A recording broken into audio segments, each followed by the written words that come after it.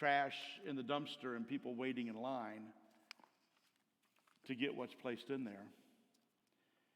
There are many places in the world today where restaurants and stores take their trash, put them in dumpsters outside their buildings, and there will be families that gather there to eat out of the trash can.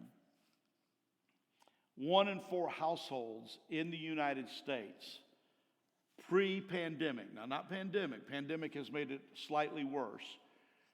1 in 4 households in the United States are food deprived to some extent. That translates into 13.7 million households. Multiply that by the number of people in a household at the average, and it's a lot of people. 10.5% of U.S. households is what we're talking about.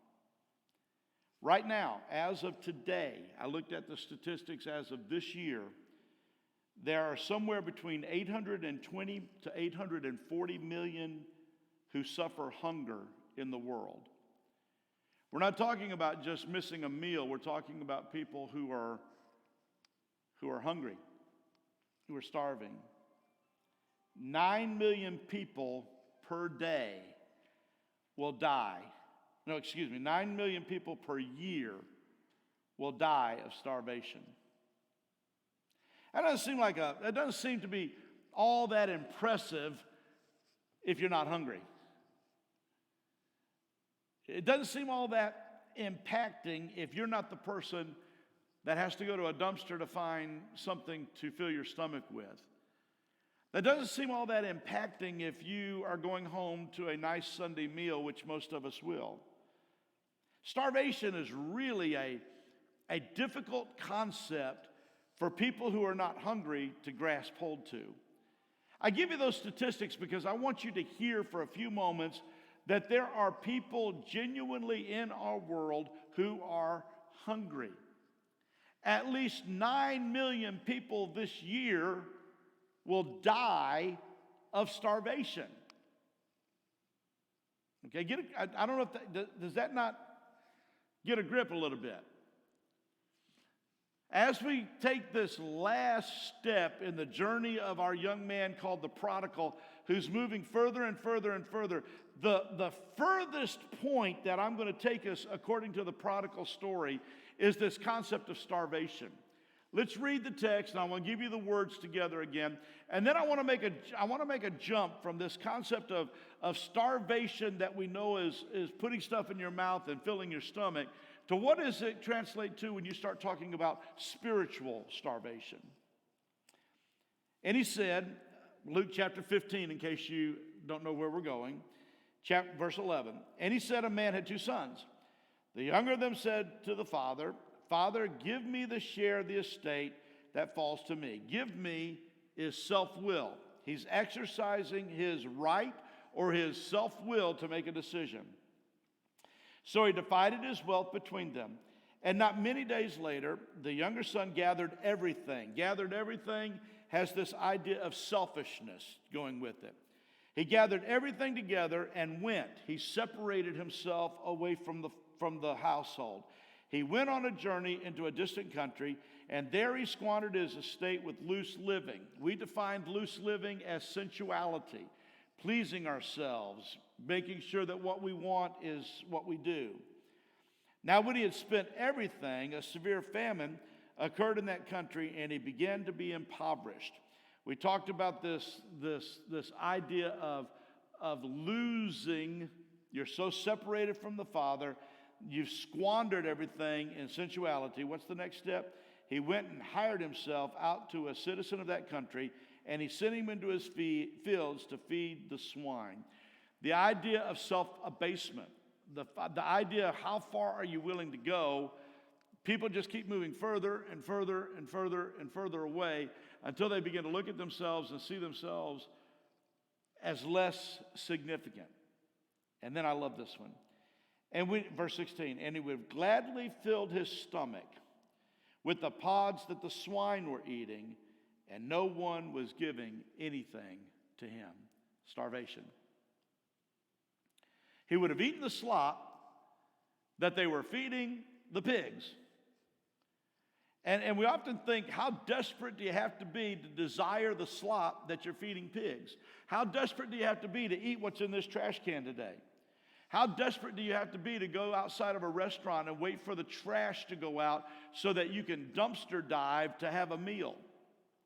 Hoping for a loaf of bread, hoping for a piece of meat, hoping for something that they threw out that would be enough to make a meal. How desperate do you have to be to eat the slop? Then take it that one step further, but no one offered it to him.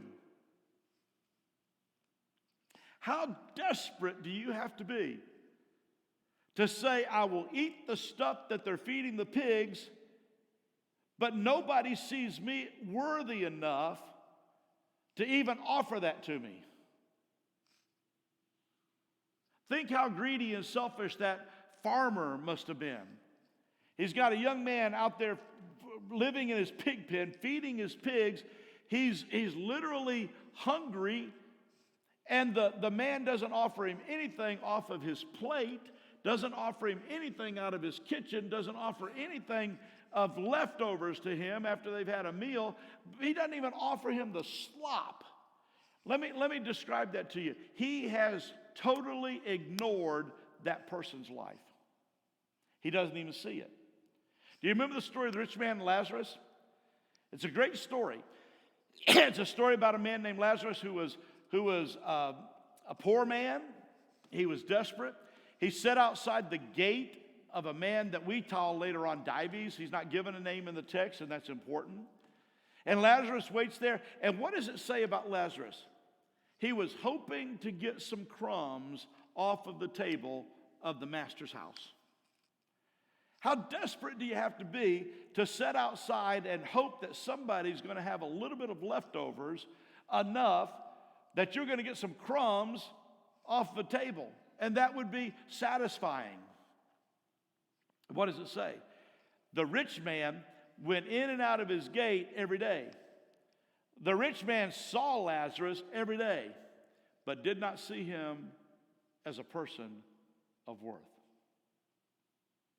Not even to give him some crumbs off of his table. How desperate do you have to be to feed pigs and desire to eat the slop, but then realize that it's not been offered to you? Did he sneak a little bit of that slop? Did he throw it down on the ground for the pigs and then put some in his mouth too? Did he lick his fingers? Was there something that he did? Or are we at this point of no return? I want you to hear starvation as being the point of no return. There's a point that people can go to where even people who are starving, you can get to a place where even nutrition is not going to reverse the starvation process. One of the illustrations I want to give to that is when they rescued the concentration camps in Nazi Germany, there were people that were nothing more than skin and bone. They were starving to death. One of the greatest scenes I've seen that portrayed in a movie is the soldiers who go in there are gathering all the rations that they have on them, and they're beginning to feed these desperate, starving POWs who have been in the concentration camps. And you've seen the pictures, skin and bone, and the doctor comes out and says, stop doing that. By giving them food at the rate that you're giving them food, you can kill them. Can you imagine the desperation of seeing a guy who's nothing more than skin and bone, who's literally starving to death, and you can't give food because they've passed the point of no return? We can feed them a little bit, they said.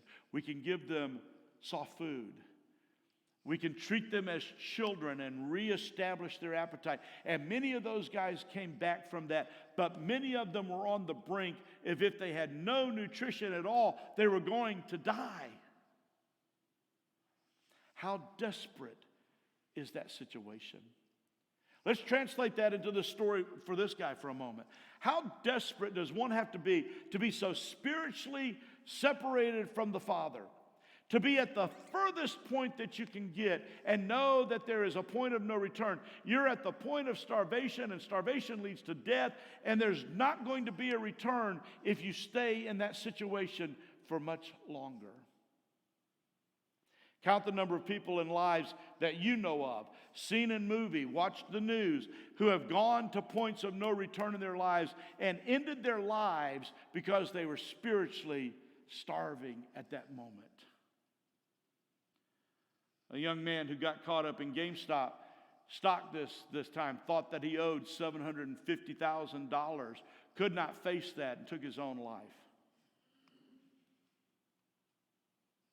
Go back to the Depression when the market crashed. There were a lot of those investors who jumped out of high buildings because they could not see a point of return.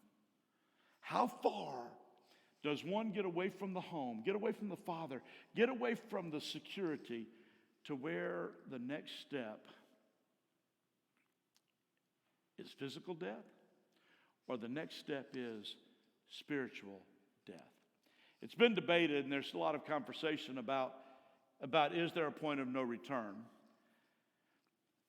I don't know where I stand on that. I'll be the first to tell you that I'm still struggling with this whole concept. How many times does God offer? How many times does God call? How many times does God say, come on back home?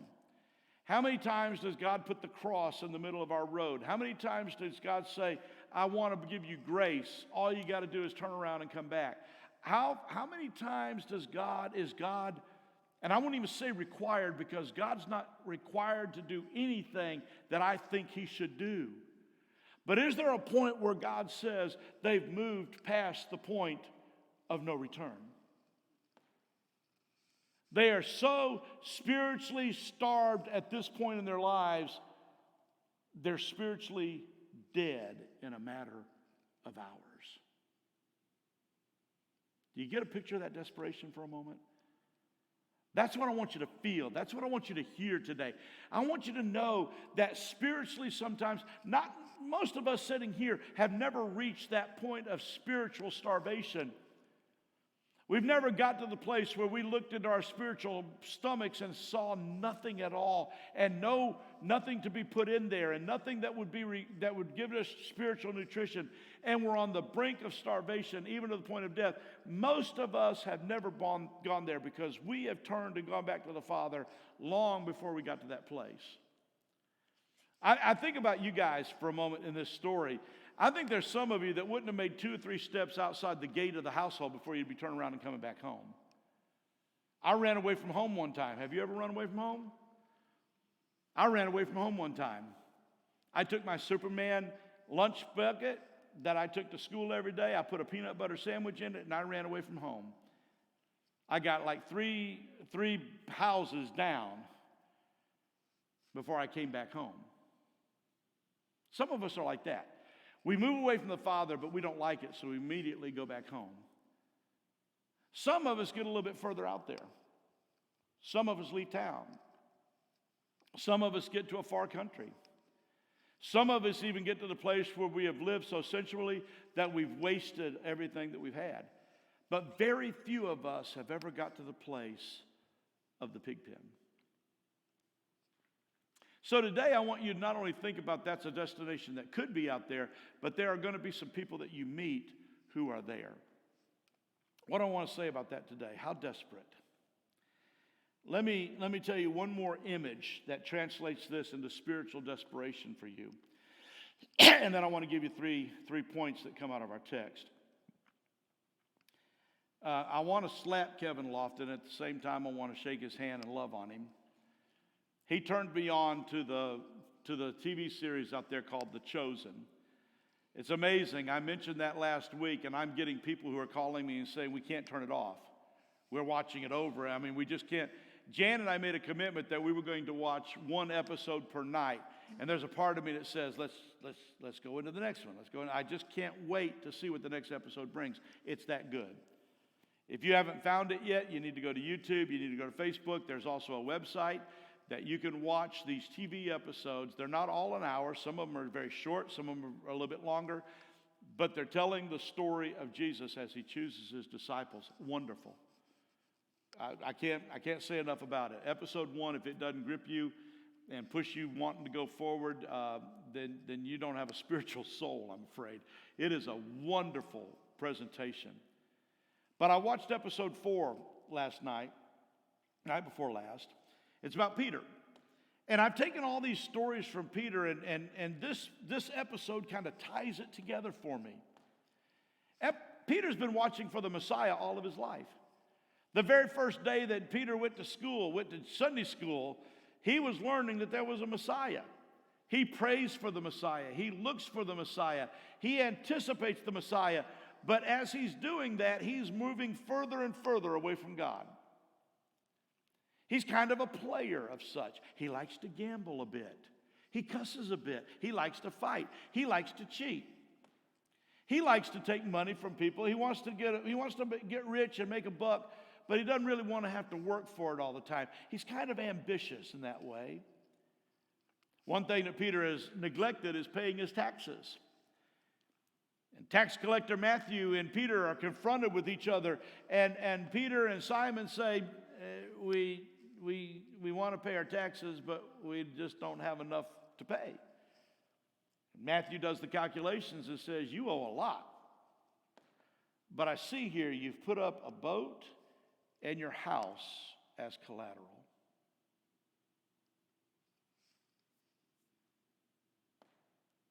Then it comes the moment where Matthew says to Peter, they're coming to get your stuff tomorrow.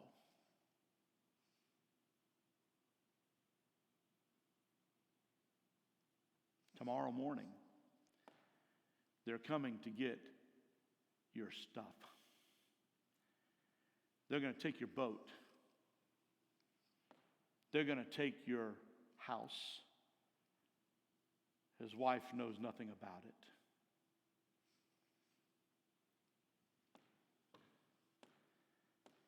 And he's in his boat, and he's looking up the heavens and says, what use are you?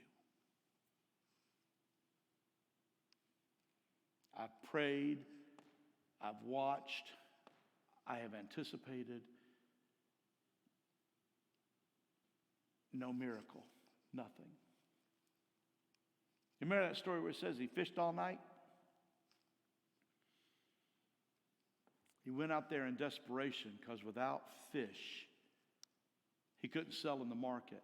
Without selling in the market, he couldn't make money. Without making money, he couldn't pay his tax bill. Without taking his tax bill, they were going to take his boat and his house, and he would be, do I dare say, starving to death?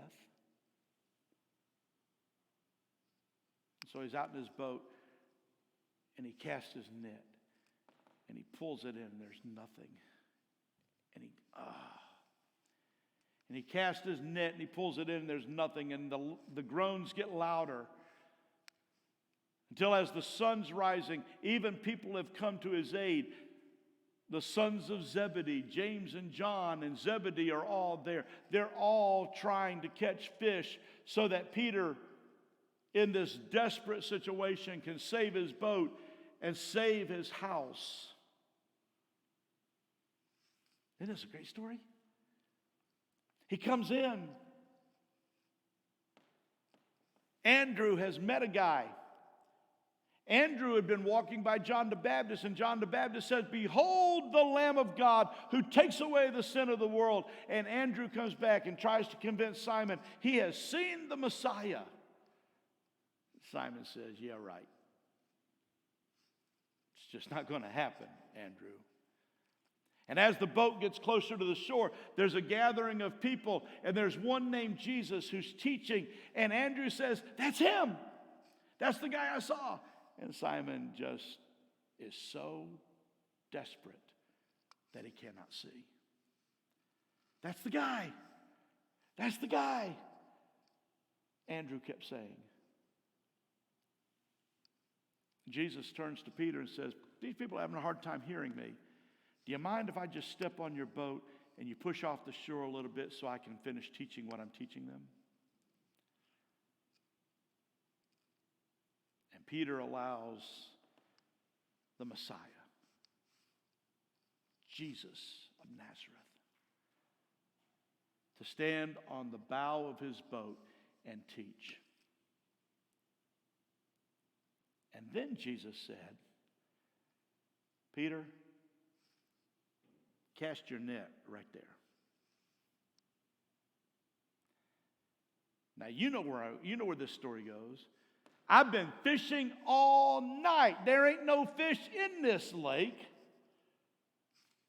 We've been fishing all night. I'm desperate. I'm at the point of no return. There's no coming back from this. And you're humoring me by saying, cast my net right here.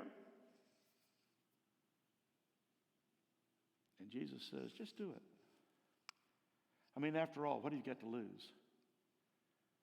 Man, is it impacting when he puts the net down and the boat tilts because the net is so heavy. And Peter keeps crying out, help me, help me, help me. And James and John and Zebedee are running down the shoreline watching this miracle of miracles take place. And Peter is doing the best he can to pull. Simon is pulling on the net. Zebedee is pulling on the net. James and John are pulling on the net. They're doing everything that they can to catch this massive number of fish and throw them into the boat. Do you get this picture?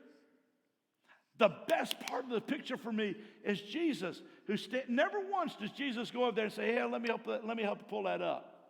He doesn't do that. He stands back here, and as Peter cries out, help me, help me, help me, Jesus just grins. Now let me tell you how that story ends, because I want to be a spoiler alert. At the end of that, Jesus turns to Peter and says, follow me.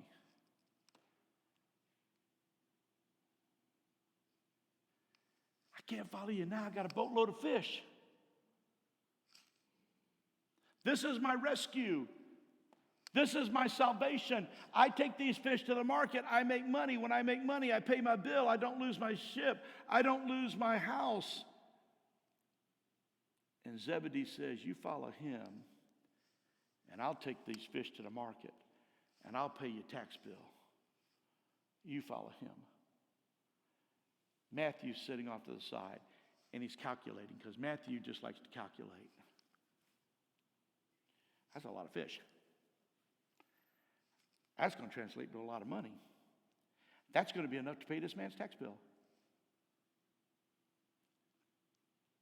And then it said, that many fish is so improbable. And Matthew says, it's impossible. How hungry do you have to be? How desperate do you have to be in your spiritual life to eat from a dumpster? And many of us eat out of the dumpsters of life every day, spiritually. How hungry do you have to be to know that tomorrow morning you're about to lose it all? You see, we're too easily pleased. And I want to end with this. C.S. Lewis writes these words. It would seem that our Lord finds our desires not too strong, but too weak. We are half-hearted creatures, fooling about with drink and sex and ambition when infinite joy is offered us. Like an ignorant child who wants to go on making mud pies in a slum because he cannot imagine what is meant by the offer of a holiday by the sea. We are far too easily pleased. Why is this guy starving to death when the Father is still there?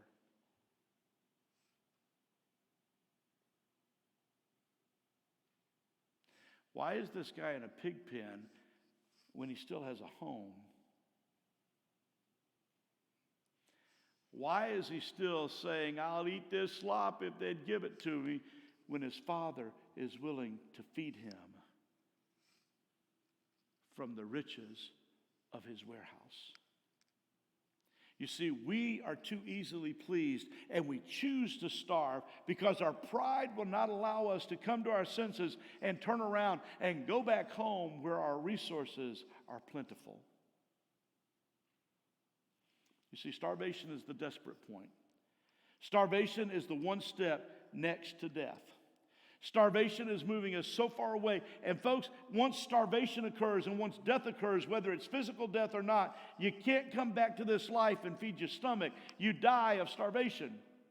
And spiritually, if we stay in that state of starvation spiritually, there will be a moment when we cannot come to our senses, where we cannot go back home because we have pushed it one step too far. Now, next week, we're going to start the journey home, because the next text says, but then he came to his senses. And he said, I'll go back home. You're going to find people who are spiritually starved today. Please don't condemn them. Please don't judge them. Please not push them to the point of no return. Feed them.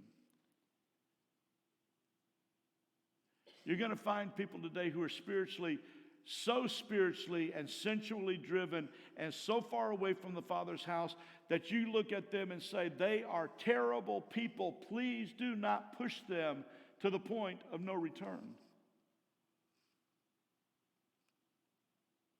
I think Jesus waited to the very moment when Peter was about to lose everything before he said, cast the net right there. You know, I've always struggled with that story as to why did Jesus want him to catch all them fish?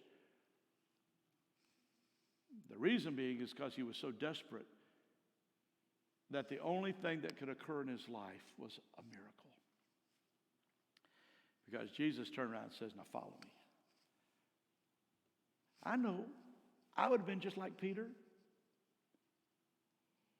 I would have said, but there's a whole lot of fish in this boat. This is a new start for me.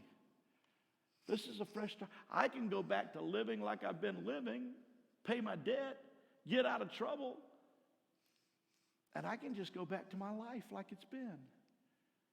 But no. Once he encountered the Savior, once he encountered the Messiah, there was no going back to life like it was. He was on his way back home. He was going back to the Father. He was following the Messiah. I hope that none of you are starving spiritually. I don't think that you are.